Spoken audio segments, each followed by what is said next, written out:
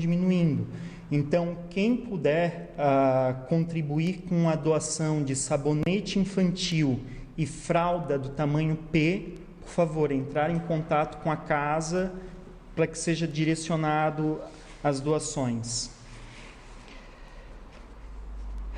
Sendo assim, para darmos início à primeira parte das atividades da noite de hoje, nós convidamos os irmãos que, fechando seus olhos, relaxem o seu corpo e a sua mente, procurando esquecer os problemas e as dificuldades que enfrentamos fora dessas portas, procurando entrar em sintonia com a espiritualidade amiga que com certeza nos assiste nesse momento, com Deus, nosso Pai, nosso Mestre Jesus.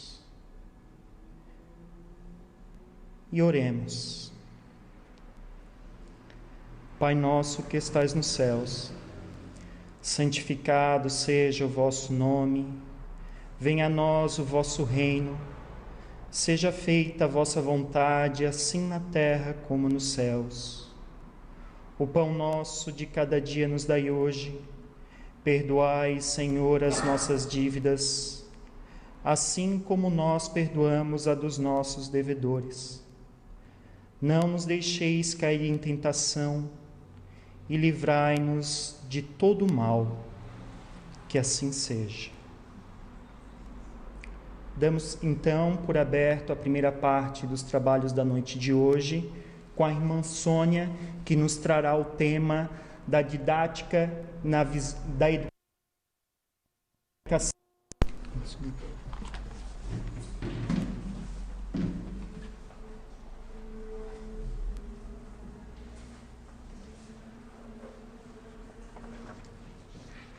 Boa noite a todos.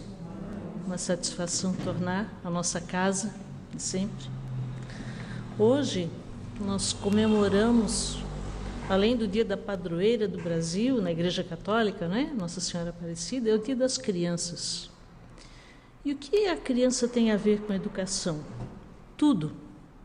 Porque quando nós pensamos em educação, em instrução, imediatamente nos vem à mente aquele espírito herdeiro de si mesmo, que não é uma massinha de modelar, não é tábula rasa, traz conhecimentos, traz um planejamento, quando ele reencarna na Terra. Quando começa a reencarnação? Ao contrário do que dizem os abortistas, a reencarnação inicia com um processo de junção de um espermatozoide com um óvulo, com a formação de um ovo. A vida começa nesse instante. E um tempo antes já, e a partir desse instante, o espírito que vai reencarnar, ele é tomado por uma espécie de sonolência, um torpor, ele vai orbitando a figura da mãe. Aliás, há autores espíritas que dizem que uma mulher grávida é uma médium de incorporação física por excelência, né? Esse espírito então orbita a mente materna, o corpo materno. Ele vai se manifestar quando vem à luz essa criança, e esse processo reencarnatório não é assim um clique, não é como apertar um interruptor de uma tomada. Ele leva um tempo para esse espírito se esquecer das vivências passadas, porém ele as manterá na forma da intuição. A intuição é aquela inteligência que não vem do conhecimento. O que é intuição? Eu sei que eu sei, mas eu não sei porque eu sei. Nós espíritas sabemos. Por que nós temos essas intuições? São flashes, são memórias do nosso passado recente ou remoto, nos alertando. Muito bem, e esse espírito então perde a lembrança de tudo que ele foi, inclusive do próprio planejamento. Ele passa por um processo de planejamento no plano espiritual, mas uma vez reencarnado, ele esquece. Ora, por que ele esquece de tudo? Se o processo evolutivo, como um processo pedagógico, se a gente comparar com a escola, nós avançamos na escola à medida que nós vamos acumulando conhecimento, acumulando memória. De maneira que quando a gente termina lá o curso superior, ou o nível médio, ou uma pós-graduação, a gente está com uma enorme carga de conhecimento, que é cumulativo. A gente não perde esse conhecimento. Por que, então, nós precisamos esquecer do nosso passado ao reencarnar? A resposta está no capítulo 4 do Evangelho segundo o Espiritismo, capítulo 8º, item 4. O título desse capítulo é Bem-aventurados os que têm puro o coração. Começa com aquela fala de Jesus, quando os apóstolos tentam afastar as crianças dele. Ele diz, deixem vir a mim as criancinhas. Aqueles que se assemelham a elas terão o reino dos céus. E lá no item 4, começa a dizer, pergunta Kardec, considerando que esse espírito já é um espírito vivido, por vezes, o próprio Livro dos Espíritos informa, ele é um espírito mais experiente, mais vivido que o dos próprios pais, porque ele esquece de tudo. E eles dizem, Deus não faz nada à toa. A providência não trabalha sem propósito. Quando reencarna a criança, ela não nasce com aquela aparência frágil, delicada, tenra. O que acontece quando a gente vê um bebê? Mesmo quem não é a mãe e o pai, imediatamente a gente sente o instinto de proteger aquela criatura.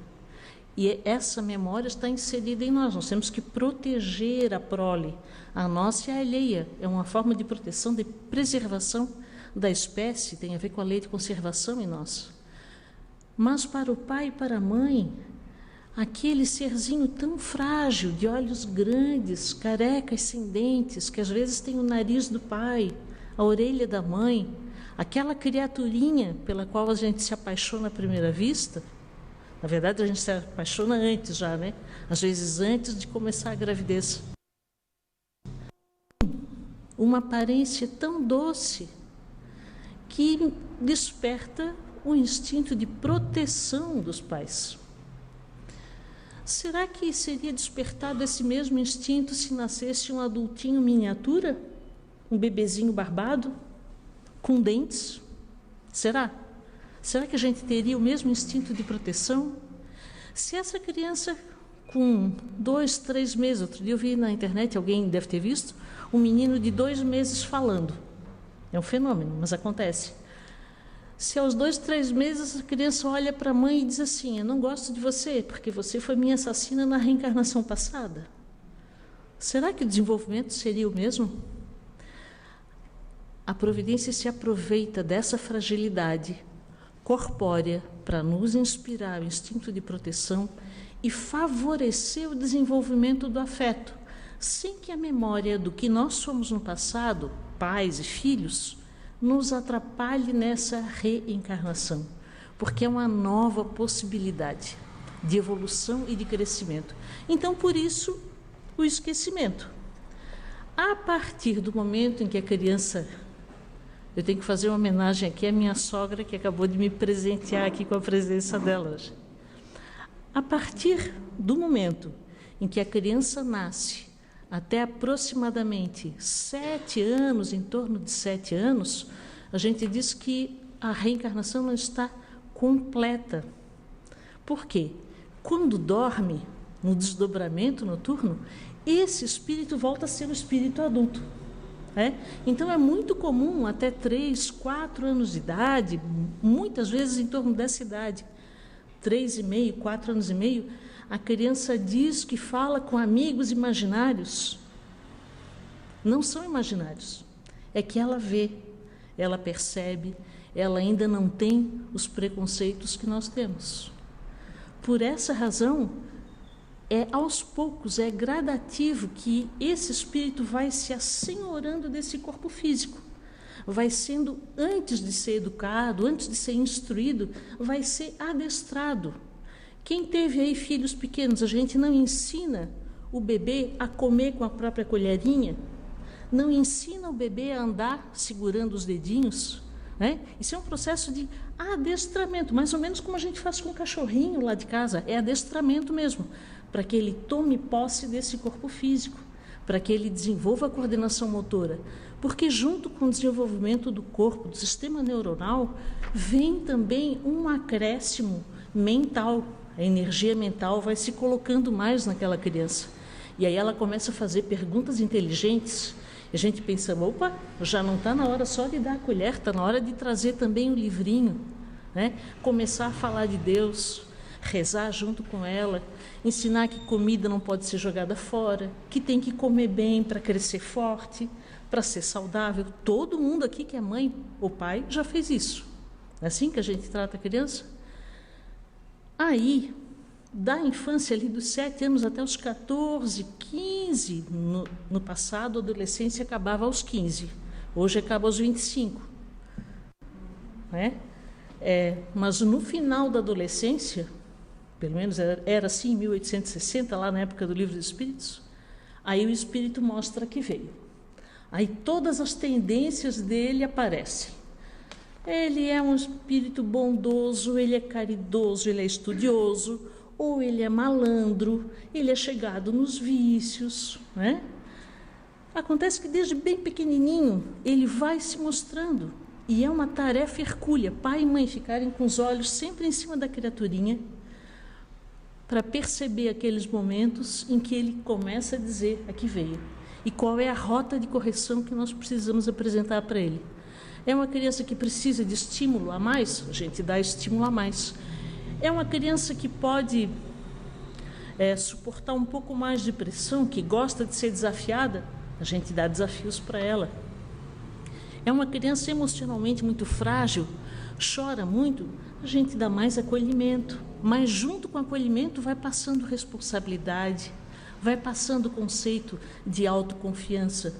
Isso a gente não aprendeu nos livros, isso a gente aprende na prática. Quando a gente tem um bebezinho no colo e diz, e agora? Né? Quando a gente era criança, no meu caso há mais de 5 décadas, quando a gente estava muito, muito, muito cansado de caminhar, o que a gente fazia? Esticava os braços e pedia colo, né? Para o pai e para a mãe. Quando a gente estava com medo e tinha um irmão mais velho por perto, a gente corria para perto desse irmão ou irmã para proteger. E assim nós devemos fazer hoje. Porque quando a gente está muito, muito cansado de tudo, a gente pede colo para o Pai, para Deus. Repousa nele. Quando a gente está lidando com dificuldades com as quais a gente acha que não vai conseguir sozinho, nós vamos correr para o nosso irmão mais velho, Jesus. E dizer, olha, me protege, me defende, me ajuda aqui, porque para mim sozinho está difícil. E isso requer um grande trabalho? Não. Em um instante, um segundo de silêncio, um pensamento de prece. Pai, me ajuda. Mas segue ali 14 anos, o Espírito mostra o que veio, lá pelos 21 antigamente, hoje em dia pelos 35, ele diz, agora eu sou autônomo, agora eu vou sair de casa, agora eu me sustento sozinho, né? Agora eu sou um adulto, um jovem adulto, e começa aí um novo ciclo. Vai formar a sua família, vai encontrar um parceiro, vai ter filhos. Hoje em dia as famílias são famílias mosaicas, muitas, então, às vezes de um relacionamento um traz filhos, do outro relacionamento outro traz, e as famílias vão crescendo assim. Ou às vezes é uma família monoparental, é só um pai e uma mãe, para educar a nossa criança. Aí o discurso comum. Aí eu trabalho muito, eu vou dar para o meu filho a melhor educação possível, vou colocá-lo no colégio mais caro da cidade. Um colégio de confissão religiosa. Isso é propiciar a educação? Não. Isso é pagar por instrução. Se adestramento era o treinamento que envolve o desenvolvimento motor, o corpo físico, instrução é aquela bagagem de conhecimento que a criança vai adquirir na aula normal, no balé, na aula de língua estrangeira, do inglês, do francês, né? Isso é conhecimento. Eu ouvi certa feita de uma amiga que não era uma pessoa religiosa, disse assim: eu não gosto muito dessas coisas de religião aí como vocês não, mas eu já botei minha filha no colégio de freira, porque lá as freiras vão ensinar para elas, né? Emmanuel diz, aliás, Emmanuel e Leon Denis, no livro Depois da Morte, que foi o primeiro livro dele, que a educação religiosa dos filhos não pode ser terceirizada. Nenhuma freira de colégio, nenhum padre vai se ocupar do espírito dos nossos filhos como nós. Isso é tarefa indelegável. Então, ensinar a fazer prece, ensinar que Deus é o Criador de toda a vida, que a vida é inalienável, isso não pode ser passado para terceiros. Então, eu posso pagar, sim, por uma instrução de boa qualidade para o meu filho, mas educar envolve mais do que adestrar e instruir. Educar significa modelar o comportamento. Com que objetivo? Para que a vida em sociedade seja melhor. Não pensem comigo, não seria o paraíso na Terra se todos nós, inclusive na nossa infância e daqui para frente, se nós propiciássemos em casa suporte, valores, oração para as crianças, se na escola eles recebessem todos os conhecimentos necessários e todos aproveitassem ao máximo essa educação, não seria um paraíso? Todo mundo seria educado, ninguém ia tentar passar a perna nos outros, ninguém ia querer prejudicar os outros, ninguém ia usar drogas, fumar em excesso, comer em excesso. Dizem que doença é tudo aquilo que é excessivo, né? Isso é o mal, é tudo aquilo que eu não preciso. Todo excesso representa doença. E por que isso não acontece? Não é fácil. É fácil a gente falar em educação. Na prática, pode não ser tão simples. Para começar, porque na nossa própria infância, às vezes, a gente não teve assim um contato muito próximo com a mãe, com o pai. Às vezes eles partiram cedo, nos deixaram sozinhos. Às vezes eles estavam ali, mas é como se não estivessem, uma família com 10 filhos. Imagina, que tempo uma mãe pode dar para um dos seus 12 filhos? Hoje em dia as famílias têm 1, 2, 3 filhos. 3 filhos hoje em dia já é considerado uma grande família, né? Ora,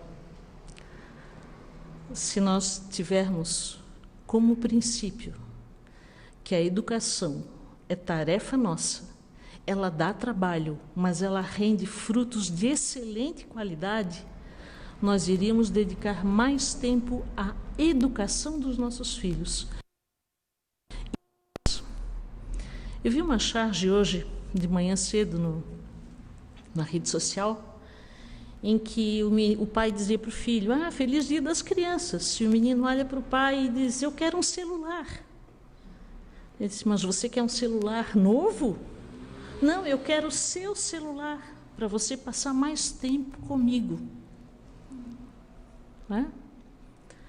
A gente sai por aí e vê nos restaurantes a criança intertida ali com um joguinho, com um telefone, enquanto os pais também estão no seu telefone, nas redes sociais, se comunicando com muita proximidade, com muita propriedade com aquelas pessoas que são distantes, do ponto de vista emocional, e aqueles que estão ali do ladinho, precisando de atenção e de conversa e de diálogo, também estão intertidos nesse mesmo aparelho eletrônico. Então, nós precisamos aprender a dar valor a toda a tecnologia que nós temos como conhecimento, como instrução, mas não é ali que está o valor. A lei de sociedade exige contato direto. A Sônia está falando isso porque é ali na casa espírita. Não é fácil para ninguém. Mas tudo na vida é uma questão de hábito. Nós precisamos nos educar. Agora, falei do adestramento, instrução e educação das crianças. Então, a gente tem um filho, uma filha, lá pelos 20 e poucos anos, ele se forma, a expressão que nós usamos é essa, né, da graduação. Meu filho se formou na faculdade. Agora é com ele, já está formado. Não precisa mais estudar? Será que isso foi verdade em algum momento? Será que nós paramos de aprender até o dia em que a gente cerra os olhos para desencarnar? A gente para de aprender em algum momento? A gente deveria também, muitas vezes, se comportar como uma criança, no aspecto da curiosidade. E manter a curiosidade, manter o interesse, estudar coisas que não necessariamente são da minha área de trabalho, né? Diversificar os interesses, ampliar o nosso conhecimento. Porque todo conhecimento, toda experiência vai ficar armazenada na mente do espírito. Porque essa cachola aqui contém um cérebro, que é um aparelho de manifestação da mente, que é espiritual. Então, é lá na mente, nesse meu repositório de memória, o conhecimento fica latente. E tudo aquilo a mais que eu vou estudar agora, no futuro, em próximas reencarnações, eventualmente vai ser aproveitado. Vocês já viram aí crianças que com 2, 3 anos estão tocando piano? Alguém adulto aqui já tentou aprender a tocar piano? De onde vocês acham que vem esse conhecimento prévio? Isso estava latente na mente desse espírito. Ele já trabalhava com isso no passado. E aí, quando tem contato com o instrumento, deslancha. Não tem crianças bem pequenininhas que já saem falando 2, 3 línguas, vão a 1 mês de aula e estão dando banho? De onde vem esse conhecimento? Estava latente na mente do espírito. Nas artes, nas ciências, no estudo acadêmico. Há casos de gênios no mundo que com 9, 10 anos de idade estão terminando o curso de medicina. São gênios. Isso é prova de um conhecimento, de um contato anterior com essas disciplinas. Mais uma razão para a gente estimular as crianças e oferecer uma fartura de material, mais uma razão para a gente se interessar por outras coisas. A minha área de formação original é direito, né? Então, se eu ficar só estudando isso até o dia de desencarnar, o que eu levo na sacolinha mental? Pouca coisa.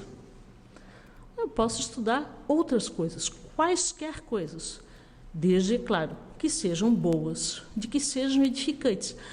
Mas eu não sei se isso é bom, se isso é edificante. Uma boa pergunta é: isso pelo qual estou me interessando, eu posso chegar no almoço de família do domingo e dizer que eu estou me interessando por isso agora, como se faz, por exemplo, o comércio de entorpecentes? É uma atividade boa essa? Eu posso dizer isso lá em casa sem escandalizar todo mundo?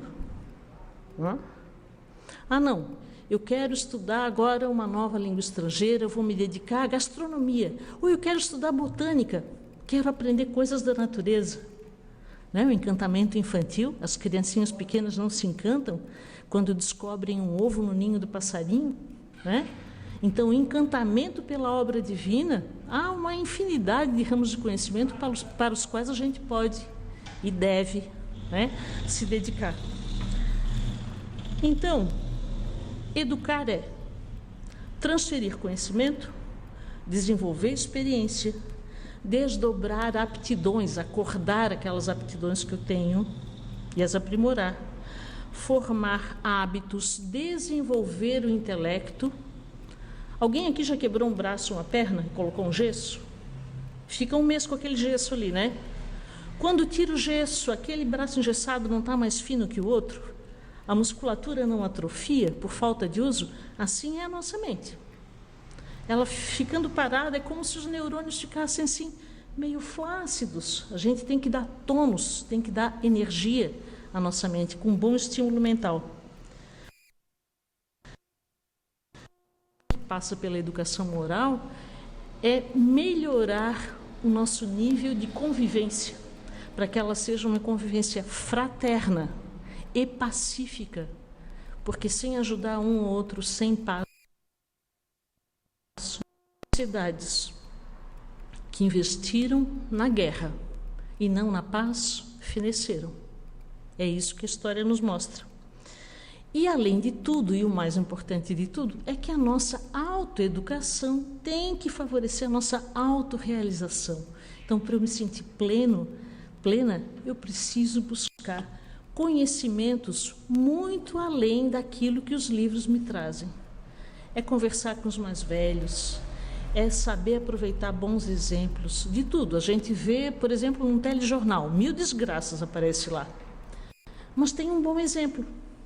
Então, chamar a atenção dos filhos, da família, olha, bom exemplo, né? Às vezes, o holofote está disponível para qualquer coisa, mas muita gente insiste em colocar o holofote em cima da desgraça e não da graça. Então, valorizar o que há de bom é valorizar essa centelha divina em nós. Ainda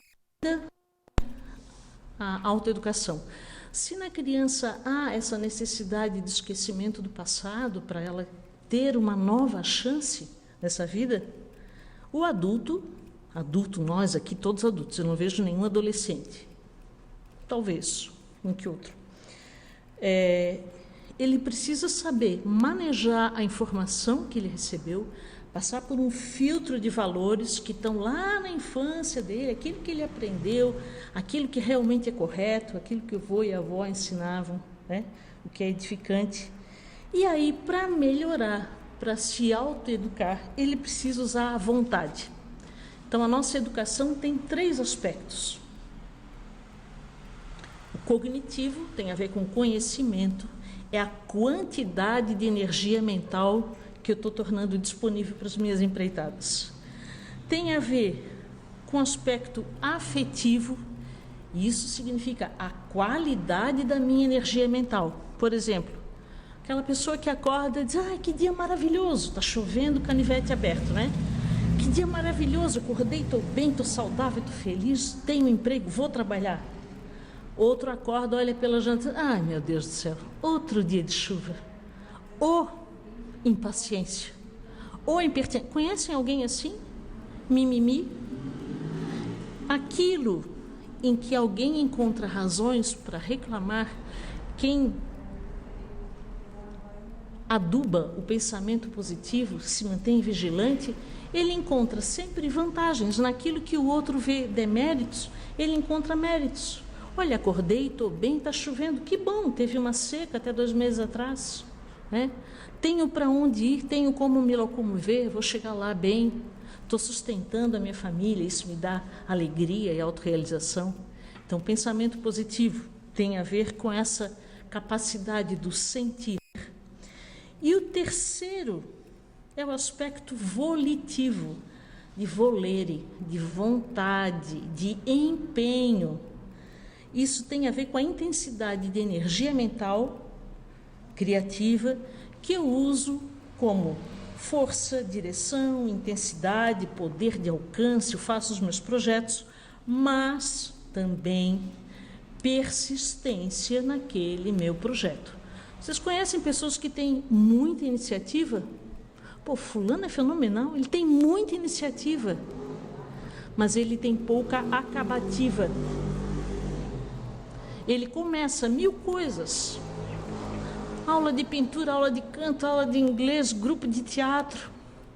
1 mês depois está lá o material de pintura jogado, o uniforme da academia jogado. Aquela pessoa que se inscreve em academia, né? Porque eu vou começar. Compra tênis, sacola, malha, tudo. 2 meses para tá, não vou mais andar, um cansaço. A nossa energia mental engloba 3 aspectos: pensar, o sentir e o agir. Em tudo que eu faço, eu preciso envolver a minha mente, o meu cérebro, a minha capacidade intelectiva, o meu coração, os meus afetos e o meu empenho, a minha vontade de melhorar.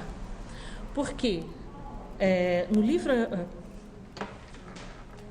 livro Pensamento e Vida, o Espírito Emmanuel faz uma comparação assim: há pessoas que se desenvolvem muito em inteligência e outras que se desenvolvem muito em bondade.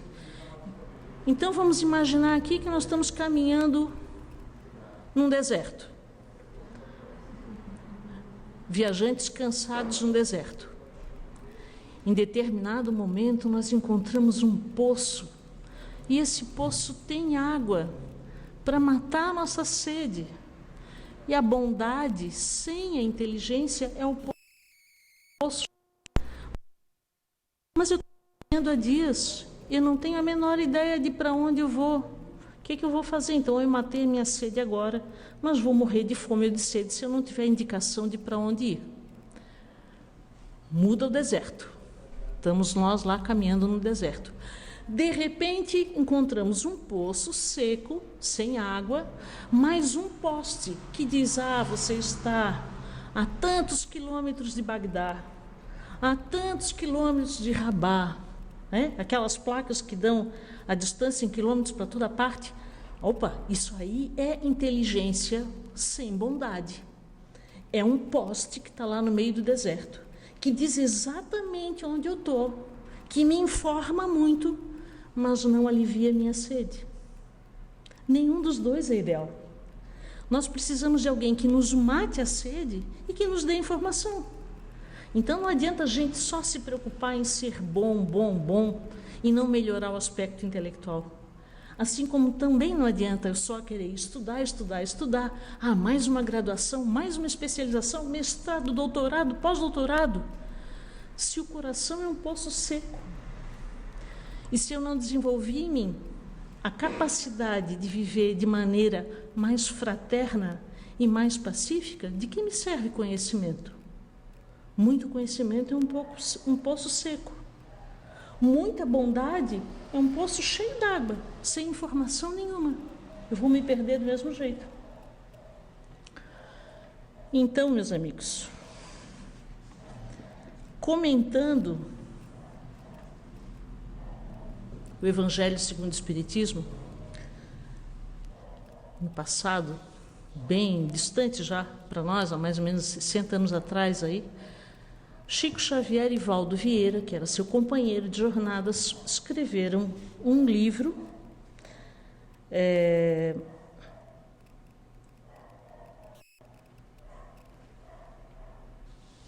comentando determinados trechinhos do Evangelho.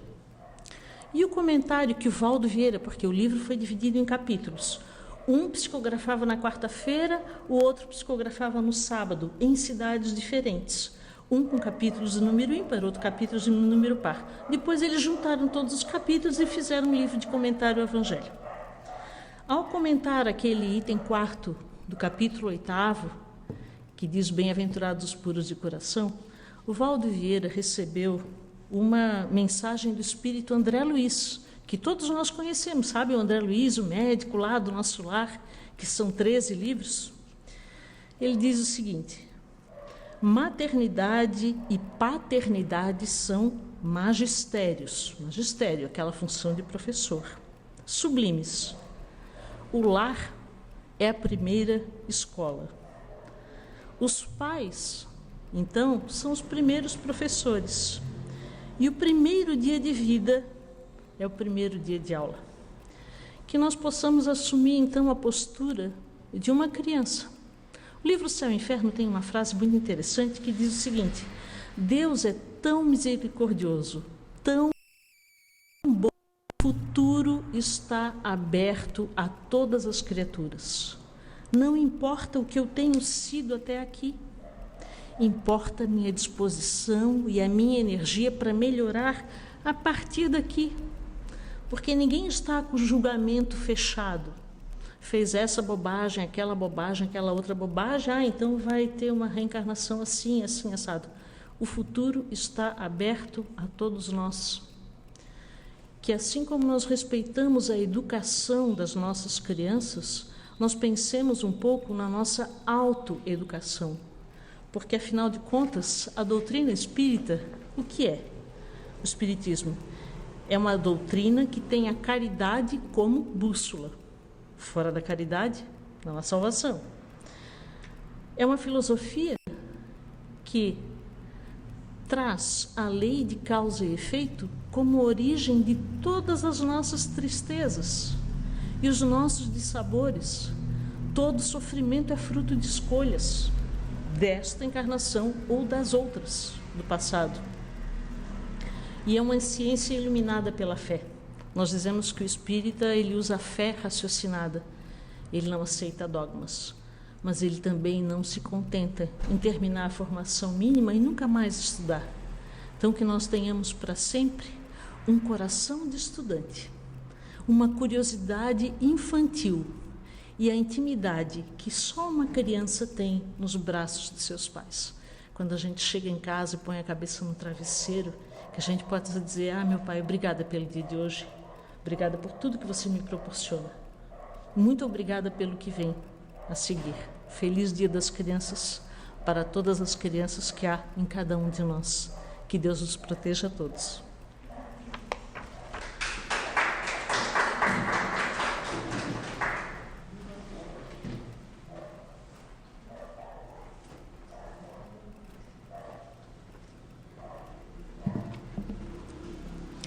Agradecemos a irmã Sônia pelas belíssimas palavras nessa noite, né? Um tema que se casa muito bem com essa data e que nos toca, né? Eu, como pai de primeira viagem de um menininho pequeno, a gente fica bem atento, porque tem certas coisas que a gente sabe que podemos sim colocar em prática nos nossos dias, né? Na educação dos nossos filhos. E como a irmã deixou claro aqui, em tantos momentos, na nossa educação, espíritos imortais.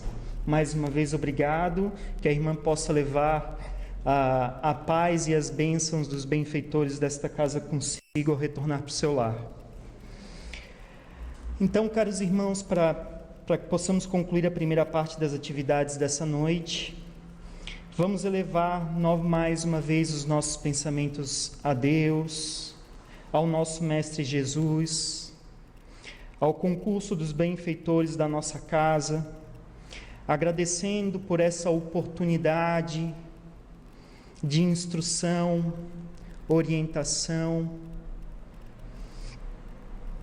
agradecendo pela possibilidade de bem aproveitarmos essas palavras, rogando e pedindo que a luz do Divino Mestre possa tocar todo esse nosso planeta, a todos os irmãos, indistintamente, que cada um de nós, enquanto espíritos em sua marcha em direção ao progresso e à luz, possam aproveitar um pouco para a sua evolução nesses momentos em que o nosso planeta se encontra.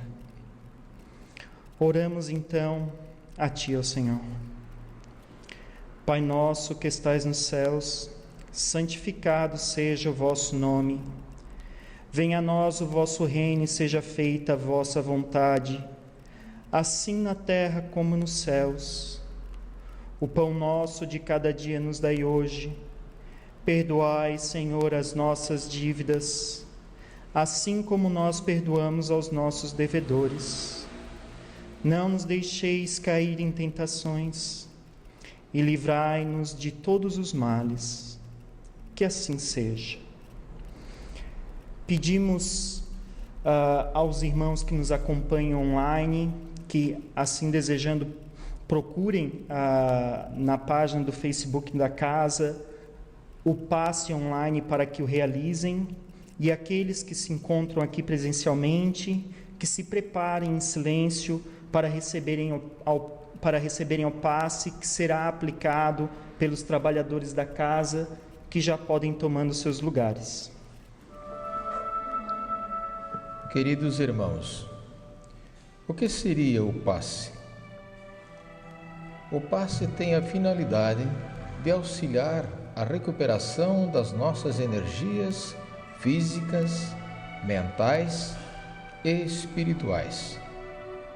Durante o passe, há troca de energias físicas, mentais e espirituais, guiadas pelo sentimento do amor, trazendo equilíbrio dos pensamentos e das emoções, restabelecendo a nossa harmonia interior. Nesse instante, queridos irmãos, vamos daqui e dos nossos lares fechar os nossos olhos, respirar lenta e profundamente, esquecendo-nos de tudo o que se passou conosco neste dia, nossas preocupações, nossas atribulações, colocando tudo nas mãos de Jesus e de Deus.